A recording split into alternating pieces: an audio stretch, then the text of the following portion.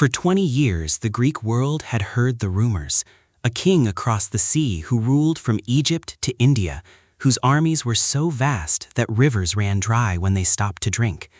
In the summer of the year 480 BC, that rumor stops being a rumor. Scouts on the coast of Thessaly send word south, and the word is this: the sea is gone. Not the water, the horizon.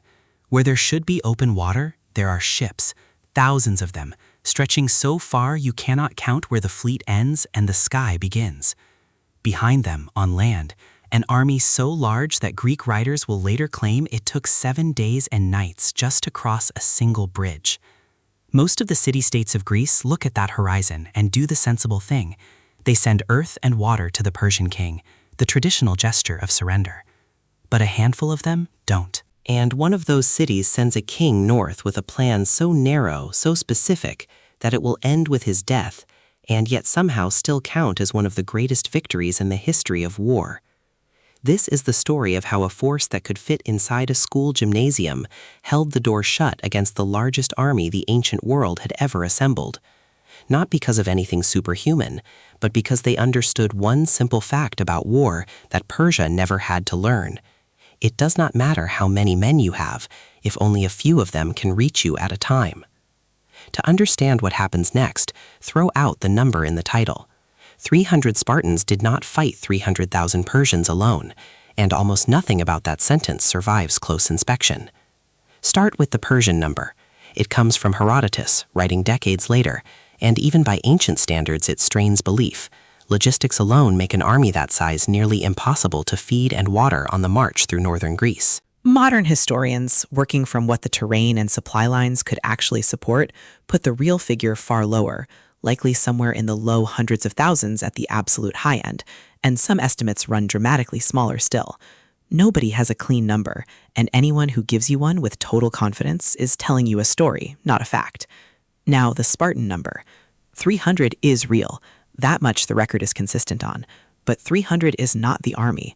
Alongside the Spartans stand several thousand other Greeks, Thespians who refuse to leave even when given the chance, Thebans of disputed loyalty, and a rotating body of troops from other city-states who hold the position for days before the famous last stand ever happens.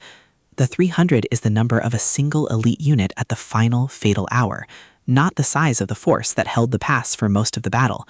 Strip away the myth numbers, and you're left with something more interesting than a suicide mission. You're left with a tactical problem and a handful of Greeks who solved it. So why does anyone think they can hold this line at all? Because of where the line is. The pass at Thermopylae is a narrow gap between the mountains and the sea, so tight in places that, according to the ancient sources, only a single wagon could pass through at a time. A Persian army of any size, 100,000, 500,000, doesn't matter, cannot fight as 100,000 men in a gap that wide.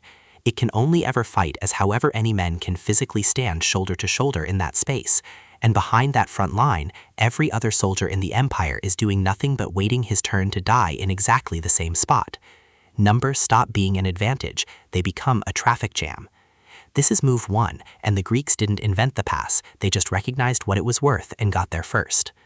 Move 2 is the wall. Before the Persians arrive, the Greeks find an old defensive wall further back in the pass, half ruined, built by locals generations earlier, and they rebuild it.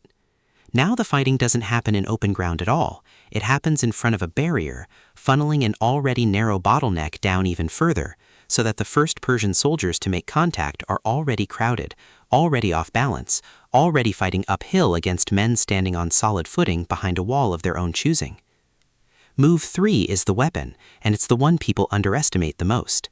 The Greek hoplite doesn't fight as an individual duelist, he fights inside a phalanx, a wall of overlapping shields, each man's shield covering half of his own body and half of the man beside him, with spears projecting forward in multiple layers, so that a soldier in the second or third row is still stabbing over the shoulder of the man in front.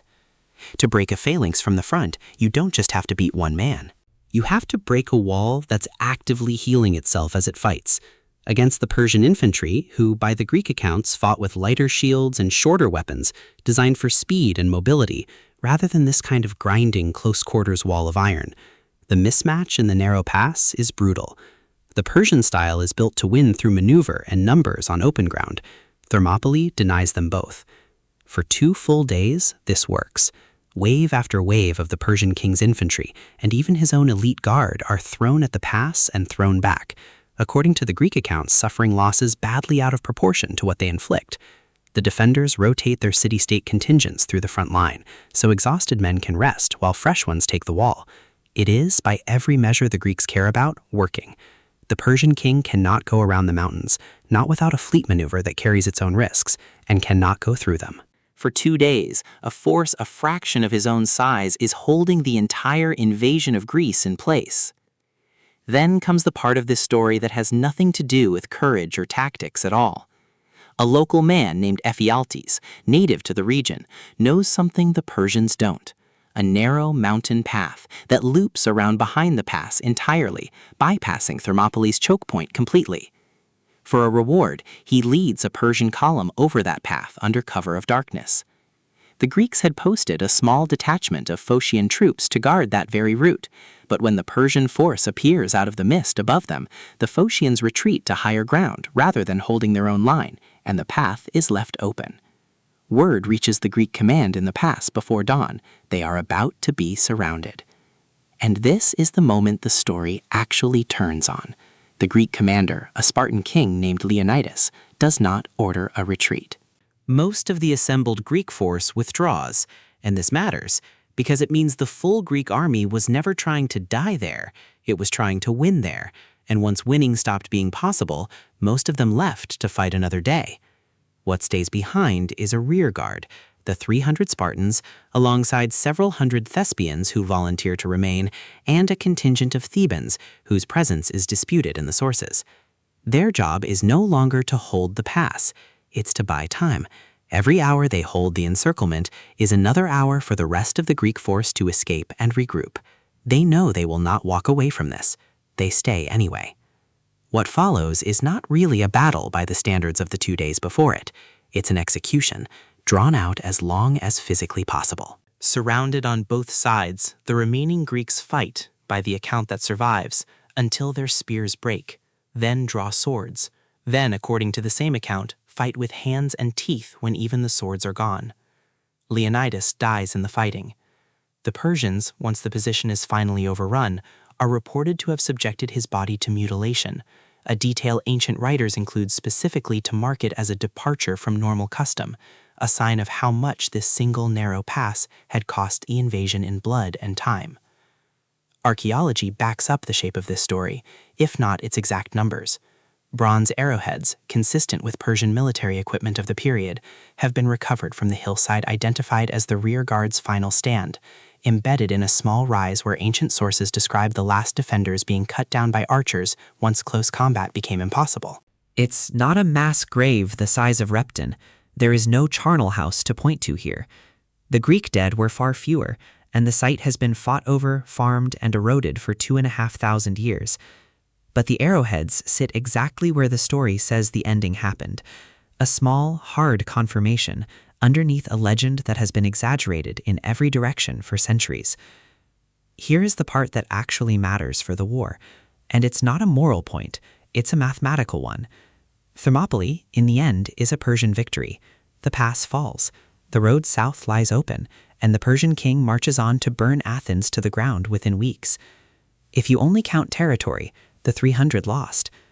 But wars are not won on territory alone, they're won on time, and the days bought in that pass are the same days Athens uses to finish evacuating its population and its fleet. That fleet, not the army, is what actually stops the invasion, weeks later, in the narrow straits of Salamis, using the exact same principle the pass had already proven. A bottleneck neutralizes a horde. Thermopylae isn't the battle that saves Greece, it's the rehearsal for the one that does, fought by the same people who just watched the strategy nearly work with spears, about to try it again with ships. A few hundred men in a gap in the mountains did not stop an empire, but they wrote the tactic that would. That is a whole story of its own.